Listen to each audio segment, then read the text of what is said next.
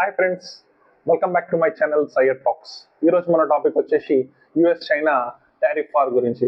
ఎందుకని ప్రపంచ దేశాలు యుఎస్ టారిఫ్ వార్తో భయభ్రాంతులకు గురవుతుంది, భారతదేశంతో సహా ప్రపంచ దేశాల యొక్క స్టాక్ మార్కెట్ ఎందుకు కుప్పకూలుతుంది, దాంతో పాటుగా యుఎస్ టారిఫ్ కి చైనా కౌంటర్ ప్లాన్ గా ఏమేమి టారిఫ్లు ఇంపోజ్ చేస్తుంది, ఎంత టారిఫ్ ఇంపోజ్ చేస్తుంది, అసలు టారిఫ్ అంటే ఏంటి, ఈ విషయాలన్నీ తెలుసుకుందాం మన ఈ వీడియోలో. బేసిక్ నాలెడ్జ్ ఇవ్వడానికి నేను ట్రై చేస్తాను, దాంతో పాటుగా ఈజీ వేలో అర్థమయ్యేటట్టు చెప్పడానికి ట్రై చేస్తాను. టారిఫ్ అనగా ఇది ఒక ట్యాక్స్ లాంటిది. ఏదైనా ఒక ప్రోడక్ట్ మీద మనం ట్యాక్స్ ఎలా అయితే విధిస్తామో టారిఫ్ కూడా అంతే. అయితే మనము బయట దేశాల నుంచి ఏదైతే దిగుమతి చేసుకుంటామో, ఇంపోర్ట్ చేసుకుంటామో, ఆ యొక్క ప్రోడక్ట్ మీద ఇంపోజ్ చేసే ట్యాక్స్ అంటే టారిఫ్ అని అంటారు. ఉదాహరణకు చెప్పాలంటే యుఎస్ నుంచి మనము ఐఫోన్ ని భారతదేశంలో ఇంపోర్ట్ చేసుకుంటాము. అయితే దాని మీద భారత గవర్నమెంట్ ఏం చేస్తుంది అంటే ట్యాక్స్ ని ఇంపోజ్ చేస్తుంది. ఎంత అంటే ఉదాహరణకు దాని ప్రైస్ 100 రూపాయలు అనుకోండి, దాని మీద 25%, 30% టారిఫ్ ని విధించింది అనుకోండి. అయితే అప్పుడు ఆ ప్రైస్ వచ్చేసి ఎండ్ ప్రైస్ 20 to 30 రూపీస్ పెరిగిపోతుంది. అప్పుడు కస్టమర్ దాన్ని కొంటే దాని వల్ల లాభం ఏంటిది, భారతదేశానికి వచ్చే లాభం ఏంటిది అని చెప్పి మీరు అడగవచ్చు. అయితే దాని వల్ల రెండు లాభాలు ఉంటాయి. ఒకటి ఏంటంటే ఆ ప్రైస్ పెరగడం వల్ల దాని నుంచి వచ్చే రెవెన్యూ ఎకానమీకి బూస్ట్ అవుతుంది. దాంతో పాటుగా లోకల్ గా ఉన్న ఇండస్ట్రీస్ కి ఒక సపోర్ట్ లా ఉంటుంది. ఎందుకంటే హై ప్రైజెస్ ఉండడం వల్ల లోకల్ గా ఉన్న ఇండస్ట్రీస్ కి ఏమవుతుందంటే ఇక్కడి పీపుల్ అంటే ఇక్కడి కస్టమర్స్, ఇక్కడి పబ్లిక్ ఏం చేస్తారు, ఏదైతే కాస్ట్ తక్కువ ఉందో దాన్ని కొనడానికి ప్రిఫర్ చేస్తారు. అప్పుడు ఏమైతుంది, దీని యొక్క అంటే ఒకవేళ బయటి కంట్రీ నుంచి వచ్చి ఇంపోర్ట్ అయిన ప్రోడక్ట్ కొన్నా దాని నుంచి మనకి ఎకానమీ అనేది బూస్ట్ అవుతుంది. దాంతో పాటుగా ఇక్కడున్న ఇండస్ట్రీస్ కూడా సపోర్ట్ అనేది దొరుకుతుంది. అయితే టారిఫ్ అనేది మంచిదా కాదా అంటే నేను మంచిదనే చెప్తాను. ఎందుకంటే ఒక ఎగ్జాంపుల్ చెప్తాను. 1980లు 90లో సంవత్సరాలలో సౌత్ కొరియాలో ఏం జరిగిందంటే అక్కడ రైస్ కాస్ట్ అనేది ఒక సర్టన్ అమౌంట్ అనుకోండి. అయితే వారు బయట దేశాల నుంచి రైస్ అనేది ఇంపోర్ట్ చేసుకుంటే వాళ్ళ అమౌంట్ కంటే తక్కువ ప్రైస్కే దొరికేది. అది పబ్లిక్ అందరికీ కూడా సరిపోయేది. కానీ అప్పుడు ఆ గవర్నమెంట్ ఏం చేసిందంటే రైస్ ని సర్టన్ అమౌంట్ ఆఫ్ వర్కే ఇంపోర్ట్ చేసుకుంటే టారిఫ్ అనేది ఏం పెట్టలేదు.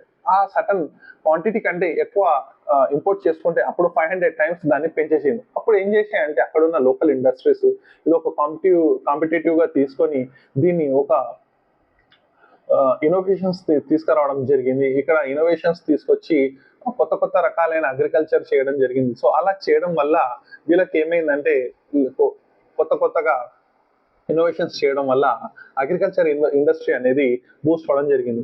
వాళ్ళకు దాని తర్వాత రైస్ అనేది ఈజీ అయిపోయింది. ఆ కంట్రీలో రైస్ దొరకడం చాలా ఈజీగా దొరికిపోయింది. సో దీన్ని వాళ్ళు ఒక ఆపర్చునిటీగా చూశారు. అదే టారిఫ్ ని ఇలాంటి ఆపర్చునిటీగా ఏదైతే డెవలపింగ్ నేషన్స్ ఆపర్చునిటీగా చూసి వారి యొక్క దేశాన్ని డెవలప్ చేసుకుంటే అప్పుడు అభివృద్ధి వైపుగా వెళ్తాయి. అయితే ఇంకో ఉదాహరణ చెప్తాను. ఉదాహరణకు భారతదేశంలో ఎక్కువ మెడిసిన్స్ కానీ రైస్ కానీ ప్రొడ్యూస్ అవుతూ ఉంటాయి. ఇంకోటి టెక్స్టైల్ అనేది ప్రొడ్యూస్ అవుతూ ఉంటాయి. అయితే ఇక్కడ నుంచి వేరే దేశాలకు ఉదాహరణకు సౌదీ, దుబాయ్, యుఎస్ఏకి మన యొక్క రైస్ అనేది, మన యొక్క టెక్స్టైల్ అనేది వెళ్తూ ఉంటుంది. అయితే అక్కడ నుంచి మనము వాళ్ళకి అమ్మడం వల్ల అక్కడ నుంచి ఎకానమీ ఏదైతే ఉందో అది రెవెన్యూ ఏదైతే ఉందో మన ఎకానమీకి బూస్టప్ లా ఉంటుంది. అయితే సడన్ గా ఒక రోజు ఆ సౌదీ అయినా కానివ్వండి, యుఎస్ అయినా కానివ్వండి, మేము 100% టారిఫ్ ని ఇంపోజ్ చేస్తున్నాం అంటే ఒకేసారిగా ఏమైతుంది, మన దేశానికి నష్టం చేకూరుతుంది.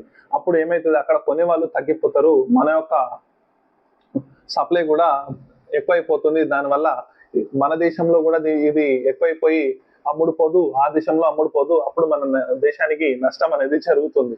అయితే ఇలా ఇంపోజ్ చేయడం కంటే రెండు దేశాలు ఫ్రెండ్లీగా మాట్లాడుకొని మా దేశంలో దీన్ని మేము డెవలప్ చేయాలని అనుకుంటున్నాము, మా దేశంలో కూడా ఫార్మాసిటికల్ ని ఇంప్రూవ్ చేద్దాం అనుకుంటున్నాము, అగ్రికల్చర్ ని ఇంప్రూవ్ చేసుకుందాం అనుకుంటున్నాము, అప్పటి వరకు మీరు ఇంతో క్వాంటిటీలోనే మా దేశంలో అమ్మండి అని చెప్పి మాట్లాడుకొని రెండు దేశాలు ఫ్రెండ్లీ వేగా మాట్లాడుకొని దాని ద్వారా టారిఫ్ ని ఇంపోజ్ చేస్తే ఈ దేశానికి ఆ దేశానికి అనేది నష్టం అనేది ఉండదు. అయితే ఇప్పుడు యుఎస్ ఏం చేస్తుందంటే ప్రపంచ దేశాలన్నీ మా దేశం పైన టారిఫ్ విధించి ఆ దేశాలు డెవలప్ చెందాయి, కానీ మా దేశాన్ని మీదకి వచ్చేసరికి వీళ్ళు ఫ్రీగా వీళ్ళ యొక్క ప్రోడక్ట్స్ ని అమ్ముకుంటున్నారు. అలా కుదరదు, మా దేశంలో వీళ్ళ యొక్క ఇంపోర్ట్ అయ్యే ప్రోడక్ట్స్ మీద మేము కూడా టారిఫ్స్ విధిస్తాము. ఉదాహరణకు భారత్ మీద 26%, అలా వియట్నాం మీద, కంబోడియా మీద 46%, 44%, ఇలా ఇజ్రాయెల్ మీద ఒక 17%, ఇలా టారిఫ్స్ అనేది విధించడం జరిగింది. అలానే చైనా మీద 34% విధించడం జరిగింది. అయితే డెవలప్డ్ నేషన్స్ కి, అయితే ప్రపంచం యొక్క నెంబర్ 1 ఎకానమీ కంట్రీ ఏది అంటే అది యుఎస్ అని చెప్తాం. అలాంటి నేషన్ కి టారిఫ్స్ విధించడం కరెక్ట్ కాదని నా యొక్క ఒపీనియన్. ఎందుకంటే వీళ్ళ దేశంలో ఇది ఆల్రెడీ డెవలప్డ్ నేషన్, వీళ్ళది ఎకానమీ నెంబర్ 1 ఎకానమీ. దాంతో పాటుగా ప్రపంచ దేశాలన్నీ ఈ కంట్రీలో ఇన్వెస్ట్ చేయడానికి ఇష్టపడుతూ ఉంటారు. సో అలాంటప్పుడు వీళ్ళకు టారిఫ్ తో సంబంధం లేదు. ఈ దేశం నుంచి ఏదైతే డెవలపింగ్ నేషన్స్ ఉంటాయో అవి ఇలా టారిఫ్ ని వాళ్ళ నేషంలో పెట్టి ఇంపోర్ట్స్ ని తగ్గించుకొని ఆ దేశం యొక్క ఎక్స్పోర్ట్స్ పెంచుకోనికి వాళ్ళు ప్రయత్నిస్తూ ఉంటారు.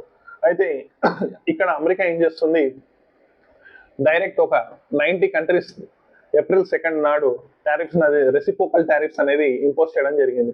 ఆ రోజుని డొనాల్డ్ ట్రంప్ ఏమంటారంటే దీని అసలైన లిబరేషన్ డేగా ఆయన చెప్పడం జరిగింది. అయితే ఇలా ప్రతి దేశం మీద టారిఫ్ ఇంపోజ్ చేయడం వల్ల ఆ యొక్క దేశాల యొక్క ఆగ్రహానికి కూడా గురి అవ్వచ్చు. ఒక్కొక్కసారి దీని నుంచి బ్యాక్ ఫైర్ కూడా రావచ్చు. అయితే ఇదే జరిగింది చైనా విషయంలో. ప్రపంచ దేశాలన్నిటి మీద యుఎస్ టారిఫ్స్ విధిస్తుంది. అయితే ఏ దేశం కూడా మాట్లాడడానికి సాహసించలేదు. అప్పుడు చైనా ఏం చేసింది, 34% వాళ్ళ యొక్క కంట్రీ పైన ఇంపోర్ట్స్ పైన టారిఫ్ ని విధిస్తే చైనా కూడా యుఎస్ఏ పైన 34% టారిఫ్ ని విధించింది. అయితే అప్పటికే ట్రంప్ ఏం చేస్తున్నారు, విత్ ఇన్ 1 డేలో మీ యొక్క టారిఫ్ ని తగ్గించకపోతే దాని మీద అడిషనల్ గా 50% టారిఫ్ ని ఇంపోజ్ చేస్తామని చెప్పి వారు అన్నారు. అయినా కూడా చైనా భయపడకుండా అలానే ఉంది. నెక్స్ట్ డే ఏం చేసింది, అమెరికా దాని మీద 50% ఇంపోజ్ చేసి 84% కి పెంచింది. అప్పుడు చైనా కూడా ఏం చేసింది, దీన్ని 84% కి పెంచింది. యుఎస్ దాని తర్వాత ఏం చేసింది, 104% కి పెంచింది టారిఫ్ వాళ్ళ యొక్క ఇంపోర్ట్స్ మీద.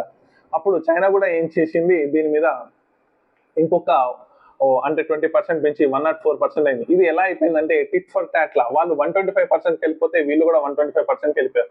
అసలు వీరు ఇంతగానము టారిఫ్లు పెట్టడానికి రీజన్ ఏంటంటే చైనా ఉన్ను యుఎస్ మధ్యలో ఎంత బిజినెస్ జరుగుతుందంటే ఇంపోర్ట్స్ ఎక్స్పోర్ట్స్ ద్వారా దాదాపు $600 బిలియన్ యొక్క ఇంపోర్ట్ ఎక్స్పోర్ట్ ట్రేడ్ అనేది జరుగుతుంది. అయితే దాదాపు చైనా $400 బిలియన్ యుఎస్ లో ఎక్స్పోర్ట్ చేస్తే యుఎస్ కేవలం $160-170 మాత్రమే చైనాలో ఎక్స్పోర్ట్ అనేది చేయడం జరుగుతుంది. అయితే యుఎస్ అనే మాట ఏంటంటే మేము దాదాపు 270 నుంచి 300 మధ్యలో బిలియన్ ని మేము ఎక్స్పోర్ట్స్ అనేది తక్కువ చేస్తున్నాం కదా, సో దానికి మేము ట్రేడ్ ఎఫిషియెంట్ గా ఇంత టారిఫ్ ని మీ కంట్రీ పైన ఇంపోజ్ చేస్తామని చెప్పడం జరుగుతుంది. ఇలా చేయడం వల్ల మార్కెట్ అనేది ఒక్కసారిగా కుప్పకూలిపోతుంది. ఎందుకంటే అక్కడ కొనే వాళ్ళు కూడా తగ్గిపోతారు, ఈ యొక్క దేశాల యొక్క ఎకానమీ కూడా పడిపోతుంది. దాంతో పాటు ఎవరైతే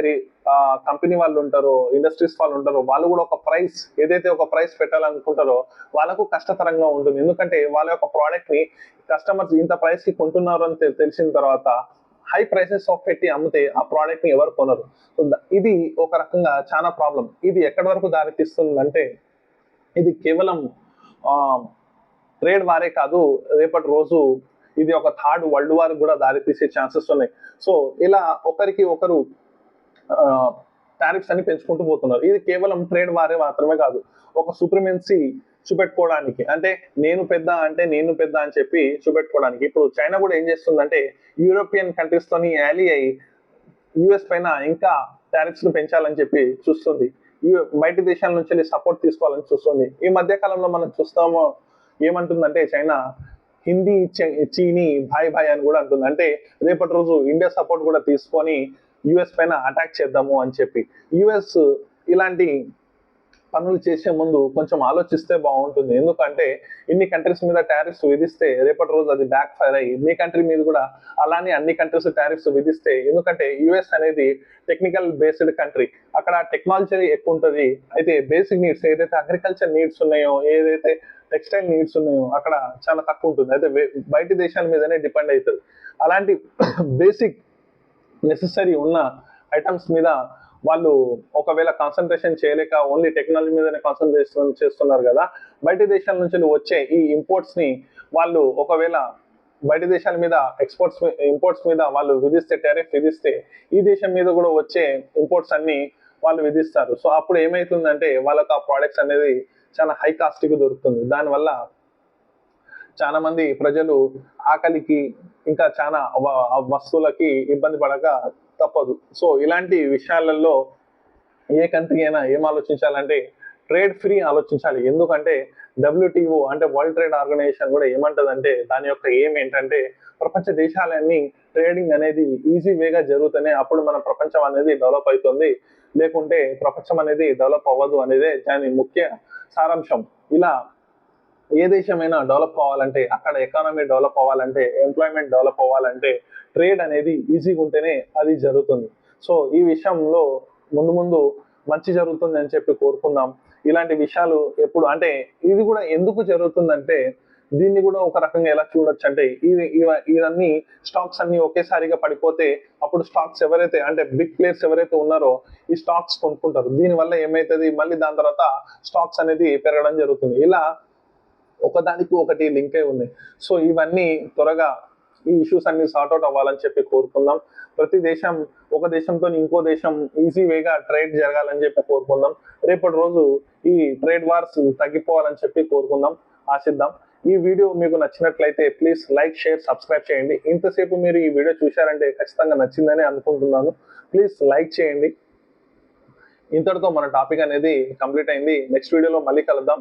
thanks for watching. Bye guys.